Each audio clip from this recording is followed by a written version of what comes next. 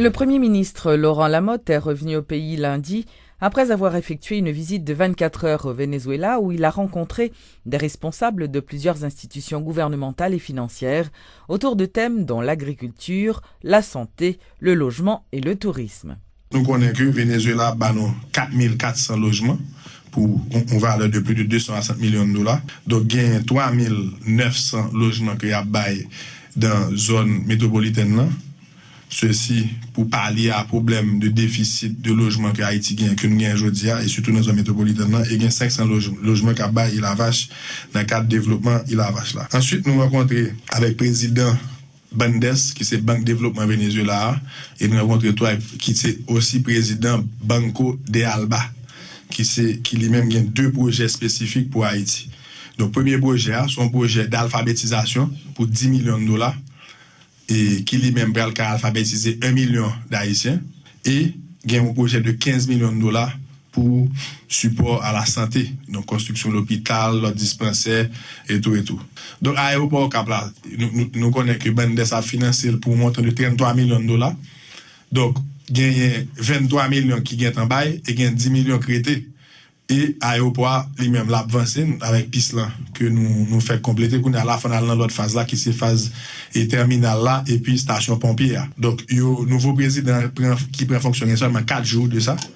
Donc il dit que le va mettre ça en priorité pour que le capable signer accord ça et pour le capable faire décaissement 10 millions de dollars. Ensuite, il y a un projet important touristique que nous avons fait avec le pays Venezuela, son projet de 66 millions de dollars dans Île Vache, côté que son partenariat mix avec Venezuela, côté que eux-mêmes y a bail financement, donc son projet touristique de 240 chambres et yo fait 4 visites déjà en Haïti. Donc ministre touriste est allé pour te signer un protocole d'accord avec eux pour nous capable avancer sous projet ça. Ensuite nous connaissons que n'a mené une grosse bataille dans le sens mettre courant dans le pays parce que le pays a un problème d'électricité en pile. Donc, dans ce sens, nous chita tout avec le pays Venezuela pour voir comment il a augmenté la capacité usine que vous gagnez au Cap Haïtien, Gonaïve avec Carrefour. Donc, ils ont exprimé un intérêt. Donc, il y a une compagnie qui a pris pour faire l'étude là, pour être capable de retourner sur nous pour dire exactement à qui capacité ils ont augmenté la capacité usine ça. Mais nous connaissons que dans toute gestion, c'est suivi à toute bagaille. Et c'est une raison principale qui te fait que je voulais aller personnellement, pour moi-même personnellement, mal faire suivi avec l'autorité, surtout dans la question Petro-Caribéa, pour que ils comprennent la nécessité, urgence, eh bien, faire projet rapide. Ce que nous gagnons avec eux. Donc, rencontre globalement, c'est excessivement bien passé. Parallèlement, le Premier ministre Lamotte, également ministre de la Planification, a ouvert officiellement ce mardi le premier forum national sur les ONG autour du thème « Réflexion vers un partenariat amélioré gouvernement-ONG ». Il a insisté sur la volonté de son gouvernement de travailler en parfaite collaboration avec les organisations non gouvernementales en vue de répondre efficacement aux multiples besoins de la population. Le gouvernement a des priorités. Le gouvernement a un programme et nous savons que beaucoup d'ONG font beaucoup d'efforts aussi sur le terrain. Donc vous avez besoin aussi d'une meilleure coordination avec le gouvernement qui va vous aider à mieux travailler. Et l'objectif final, c'est d'aider et de venir en aide à la population et surtout la plus modeste, la plus défavorisée. Et d'aider Haïti de manière pérenne. Le gouvernement haïtien ne peut pas être en compétition avec des ONG pour des financements, pour des projets. Voilà pourquoi il faut une meilleure coordination. Et les ONG doivent travailler selon les priorités établies par le plan stratégique de développement et par ce document qui est une combinaison du plan et du programme triennal. Ça devrait être notre boussole pour développer Haïti. Bien entendu, nous devons travailler pendant cette rencontre à mieux se comprendre, à mieux s'écouter. On doit travailler pour avoir un résultat concret de ce premier forum. Et la démarche doit s'inscrire dans la durabilité, parce que les perspectives sur lesquelles nous travaillons, ce sont des perspectives qui visent à aider plus de 10 millions de personnes. Donc, entre les ONG et le gouvernement, si nous ne réussissons pas notre mission, eh bien, il y a plus de 10 millions d'Haïtiens qui vont payer les conséquences. D'ici le mois de novembre, Haïti commencera à exporter des produits alimentaires vers le Venezuela dans le cadre du mécanisme de compensation de la dette pétrolière.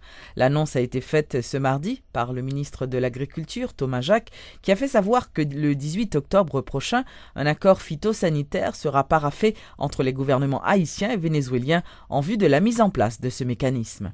Nous rencontrons ça te permettre que nous clarifier déjà, identifier pour Venezuela un ensemble de produits que nous-mêmes nous capables d'offrir et au même tout yo dit nous mais qui produits que au même tout yo t'a espéré joindre dans nous des produits que yo voulait surtout c'est notamment un pois noir sont produits que yo besoin en pile dans Venezuela. Nous gagnons des produits tant que lait, des produits tant que farine, des produits tant que pâte alimentaire, c'est des produits que Venezuela très intéressé à acheter dans mes pays d'Haïti.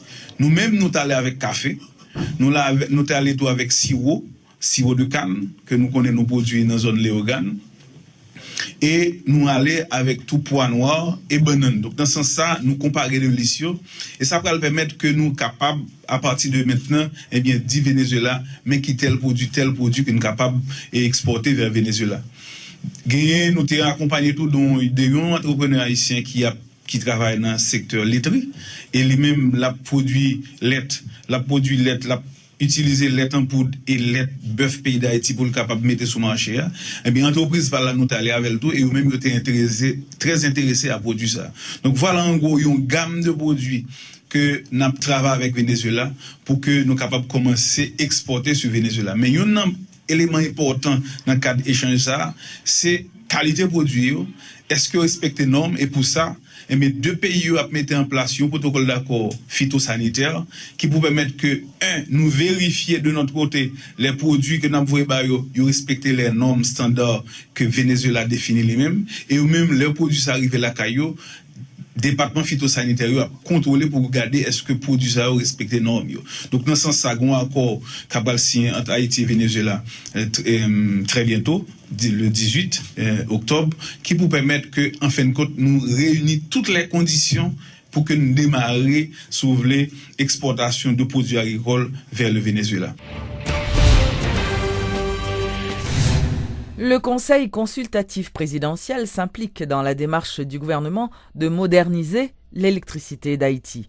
La compagnie étant déficitaire, des membres du Conseil ayant une expérience dans ce domaine se proposent d'accompagner l'État haïtien dans sa démarche de moderniser la Compagnie nationale de l'électricité.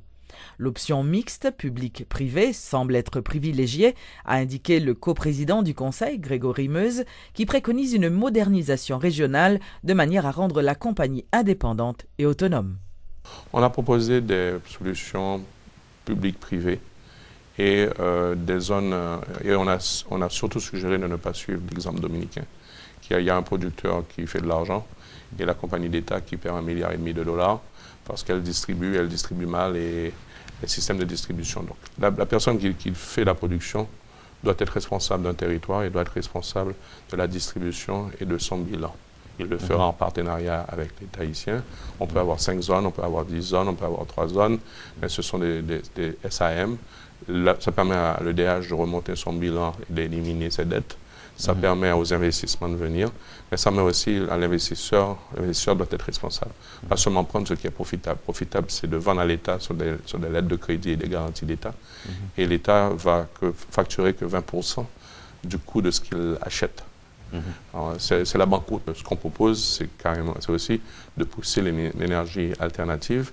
Mais l'énergie alternative n'est pas une énergie de base, c'est une énergie alternative. Donc il faut avoir un base load, comme on dit, qui est par définition fossile, mais arriver à avoir 20% qui est le maximum aujourd'hui qui est possible, au fur et à mesure que les technologies s'améliorent, arriver jusqu'à 20% d'énergie alternative. Et on a l'éolienne en Haïti, on a le soleil, Mais aussi, il ne faut pas seulement réfléchir en termes d'une société unique. Il y a l'énergie rurale, il y a les communes. Pourquoi pénaliser, disons, la Gonave qui peut avoir sa solution en énergie alternative à bon marché, parce que Port-au-Prince est malade. Donc c'est l'idée d'avoir, par la régionalisation, donner aux différents départements du pays... Les rendre autonomes. Les rendre autonomes et leur permettre d'avancer. Le président dominicain Danilo Medina a démarré ce lundi une série de rencontres avec des représentants des 300 000 citoyens dominicains récemment devenus apatrides par une surprenante décision de la plus haute instance judiciaire de la République dominicaine. Aucun communiqué officiel n'est venu par la suite résumer cette rencontre qui a pourtant duré plus d'1 heure. Et selon les participants, le président Medina a déclaré à la fin de la réunion avoir été très réceptif aux explications reçues sur le problème et aurait reconnu la non-rétroactivité des lois. Comme annoncé, le mouvement patriotique de l'opposition démocratique, le MOPOD, a organisé ce mardi un sit-in devant l'ambassade dominicaine à Port-au-Prince pour protester contre la décision de la Cour constitutionnelle dominicaine qui vient de déchoir de leur nationalité des milliers de Dominicains d'origine haïtienne. Aucun incident n'a été à déplorer lors de ce rassemblement qui s'est déroulé sous haute sécurité.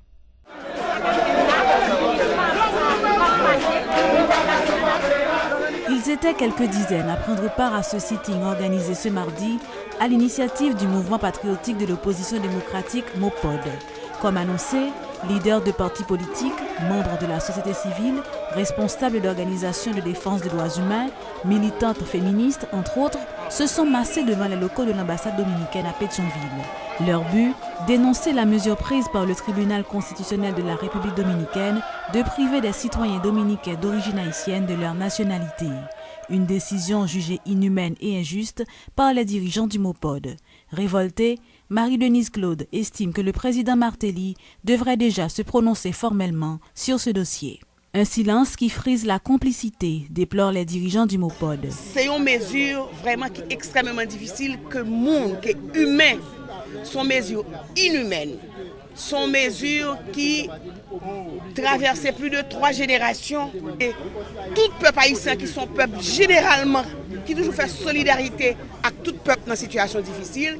Et jeudi, c'est des Dominicains descendants d'Haïtiens. Donc, nous demandons tout peuple là pour faire solidarité avec le groupe dominicain que le gouvernement la caillou pour une décision raciste, xénophobe et néonaziste contre eux. Exprimant sa déception, la secrétaire générale du RDNP s'attendait à une réaction plus forte du pouvoir en place, alors que d'autres instances internationales comme l'ONU ont clairement pris position sur la question.